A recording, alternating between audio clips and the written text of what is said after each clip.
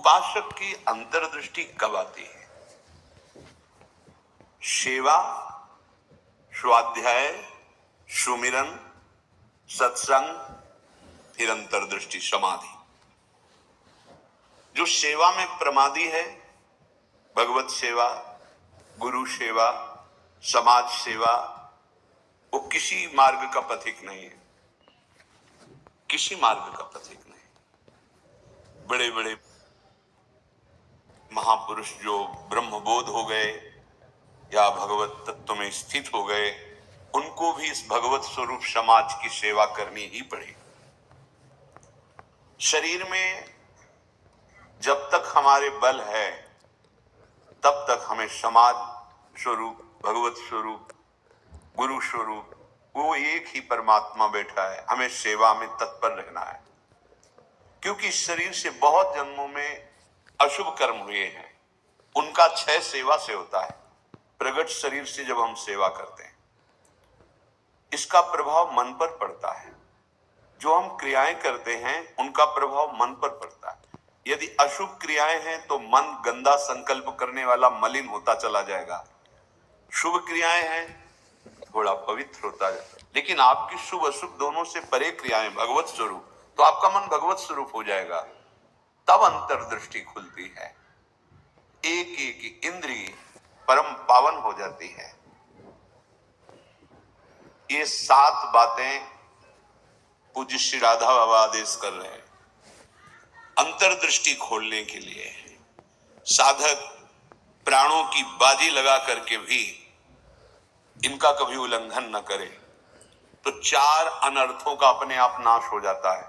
आगे वर्णन आएगा। प्रेम ही अंतर्दृष्टि है।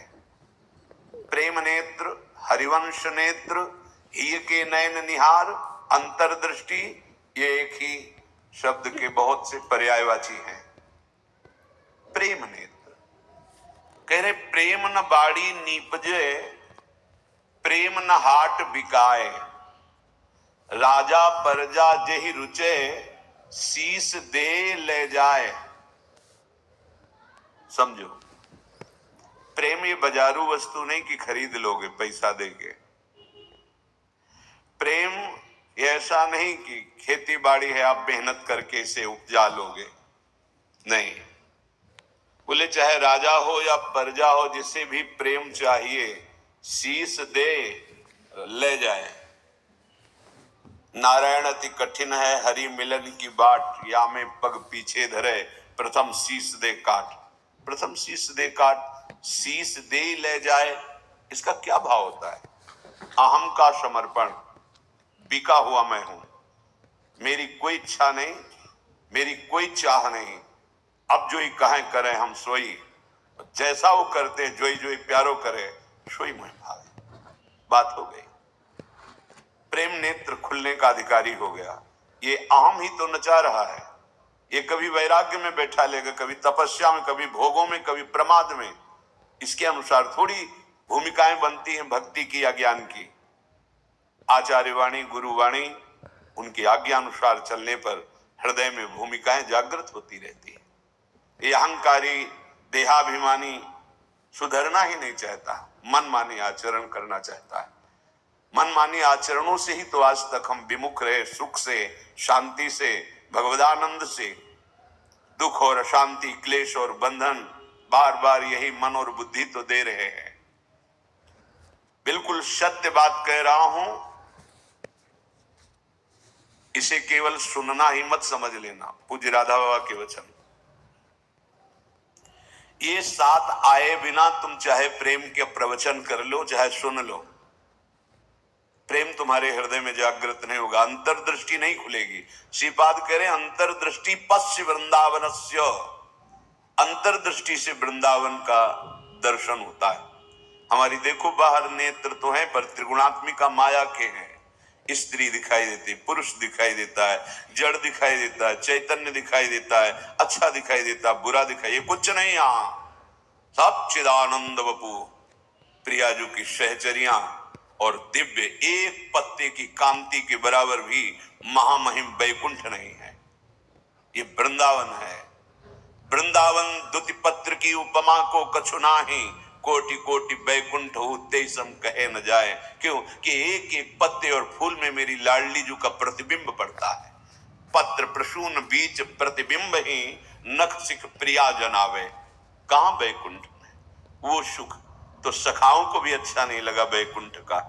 फिर नित्य प्रिया प्रीतम के अंग सेवी सहचरी भाव वालों, तो वृंदावन अंतर्दृष्टि पश्य। जब तक भगवत साक्षात्कार नहीं हो जाता तब तक बहुत सावधान। इसके बाद सावधान रहने की जरूरत ही नहीं। जैसे मन सच्चिदानंद प्रभु का स्पर्श करेगा, फिर इसको विषय सेवन की स्मृति ही नहीं रह जाती। उसे उपरति अवस्था कहते हैं। एक होती त्याग अवस्था, ये साधक करता है, विषयों के प्रति आकर्षण है पर भोगूंगा नहीं क्योंकि मुझे भगवत प्राप्ति करनी। दूसरी होती वैराग्य अवस्था, भोगों का सानिध्य है, ये भी जानते हैं कि हाँ ये भोगने में मन बुद्धि कहते हैं कि सुखद है, पर नहीं, वो राग रहित हो रहा है। और एक स्थिति आती है कि भोग सामग्री सानिध्य है, ये भोगने वाली चीज इसकी स्मृति खत्म। जैसे विष्ठा देख करके भोगने की खाने की इच्छा नहीं होगी, वमन देखकर खाने की इच्छा नहीं होगी। मलवत वमनवत विश्ववत, ऐसे यहां से लेके ब्रह्मलोक तक के भोगों का उसे त्याग हो जाता है, जिसे उपरति कहते हैं। भोग सामग्री है, भोगने की इच्छा ही नहीं है, ये बोध भी नहीं रहता कि ये भोगना चाहिए, क्योंकि अखंड स्मृति जागृत हो गई आराध्य देव की। पहला, उपासक को शांत लक्षण धारण करना है। काम आ रहा है, क्रोध आ रहा है, कोई गाली दे रहा है, विक्षेप हो रहा है, प्रतिकूलता आ रही, अपमान, अनुकूलता आ रही, सम्मान। शांत का मतलब ना हर्ष न शोक, गंभीर, अंदर से गंभीर शांत। पहला लक्षण अंतर्दृष्टि खोलने के लिए सिद्धांत में भी वर्णन, शांति, रव्यर्थ कालत्वम विरक्तिर्मान शून्यता। शांति, अपने प्रति कोई बार बार अपराध कर रहा है, शांत। न शरीर से दंड, न वाणी से दंड, न मन से दंड देने का संकल्प, क्योंकि सब में मेरा प्रभु विराजमान है। बिल्कुल ध्यान से बाबा ने कहा, ये बिल्कुल सत्य सत्य बात कह रहा हूं। प्राणपन से इन सातों बातों का निर्वाह करोगे तो अंतर्दृष्टि खुल जाएगी। प्रेम, यदि आप थोड़ा भी प्रमाद करेंगे तो इनको धारण नहीं कर पाएंगे। पहला ही है शांत, भाव देश में भी पहला है शांत। शांत दास्य शक्य वात्सल्य कांता सहचरी। शांत हमारे भगवान का स्वरूप है, शांताकारम, शांत। समझो, वाणी शांत, मन निसंकल्प, कोई चाह नहीं, स्थिति यहां पहुंचनी। शांत का स्वरूप ये, न सोचते न कांक्षते, क्षमा सर्वेषु भूतेषु मद भक्तिम लभते पराम। मेरी भक्ति का परम लाभ, पराभक्ति का स्वरूप ये। कोई चाह नहीं, कोई चिंता नहीं, कोई भय नहीं, कोई शोक नहीं। ब्रह्मभूता प्रसन्नात्मा, हर समय अखंड प्रसन्नता। देखो भक्त कैसा शांत होता है। परीक्षित जी महाराज गर्भ से ही भगवान के परम प्रिय भक्त हैं। भगवान ने गर्भ में ही रक्षा की। जब ये उत्तरा जी के गर्भ में थे, अश्वस्थामा ने ब्रह्मास्त्र संधान किया। कितनी बुद्धि बिगड़ गई थी। गर्भस्थ शिशु की हत्या सबसे बड़ा पाप होता है। भ्रूण हत्या, गर्भ हत्या, ये बहुत बड़े पापों में आता है। इतना बड़ा विद्वान क्रोध के वशीभूत होकर ब्रह्मास्त्र का संधान कि पांडवों का वंश ही विनाश कर देंगे। उत्तरा ने किसी अन्य का आश्रय नहीं लिया। जिसे द्रौपदी जी से चूक,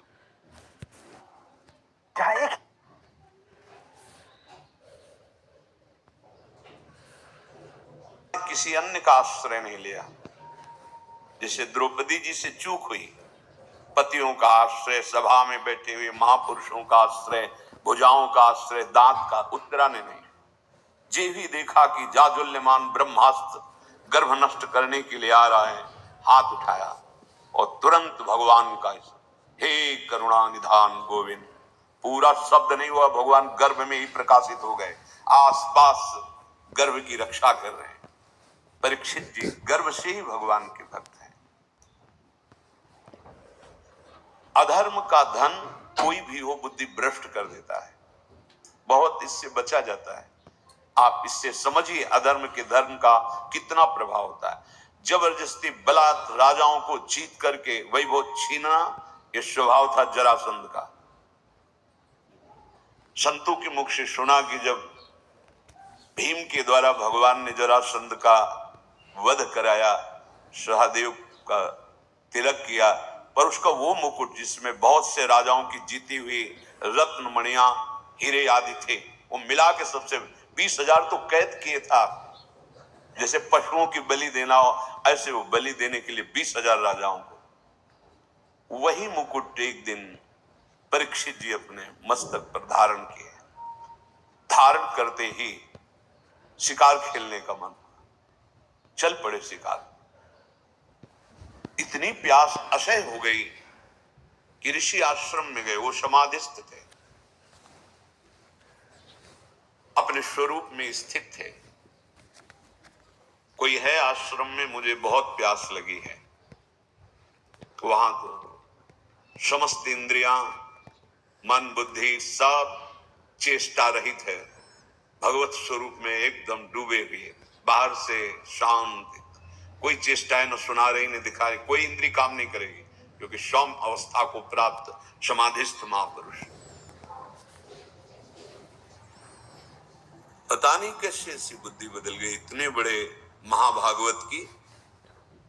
उपेक्षा करके बाहर निकले, देखा एक मरा हुआ सर्प पड़ा था, ऐसे धनुष की नोक से उठाया और ऋषि के गले में डाल दिया। महत अपराध है। साधु का उपहास या इस तरह की चेष्टाएं, उनको इसका भी पता नहीं चला, तो शांत अपने स्वरूप में स्थित। कुछ ब्रह्म ऋषि कुमार देखे कि राजा परीक्षित अंदर गए थे, बाहर गए तो कोई बात ही क्या, वहां गए तो देखा समाधिस्थ थे, उनके गले में मरा हुआ सर्प। तो ऋषि कुमार दौड़ते हुए श्रृंगी ऋषि जहां स्नान कर रहे थे वहां गए और कहा, राजा परीक्षित ने बड़ा उपहास किया, आपके पिताश्री का एक मरा हुआ सर्प गले में डाल दिया। इतनी बड़ी सामर्थ्य कैसे कि समाधिस्थ मेरे पिता का अपमान। तो क्या उन्होंने समझ लिया कि राजाओं के पास ही बल होता है, ब्रह्म ऋषियों के पास बल नहीं होता?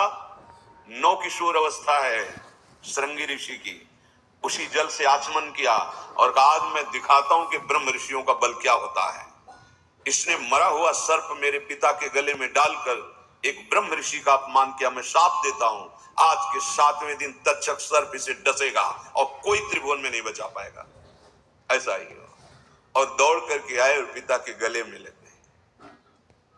जब वो बहुत देर लिपट के रोए से, तो धीरे धीरे वृत्ति बाहर आई। क्या हुआ, क्यों रो रहे हो? उनका, ये परीक्षित आए हुए थे और आपके गले में मरा हुआ सर्प डाला, आपका अपमान किया। नहीं नहीं, देखो इसमें क्या अपमान होता है? गलती तो हमसे हुई, राजा भगवान का स्वरूप होता है। वो आए थे आश्रम में, अर्घपाद आदि देते, उनको जल पिलाते, उनकी सेवा करते, वो हमारी संपूर्ण प्रजा का शासन करते हैं, सेवा करते हैं, रक्षा करते हैं। हमसे गलती हो गई, रोना नहीं चाहिए। तब किसी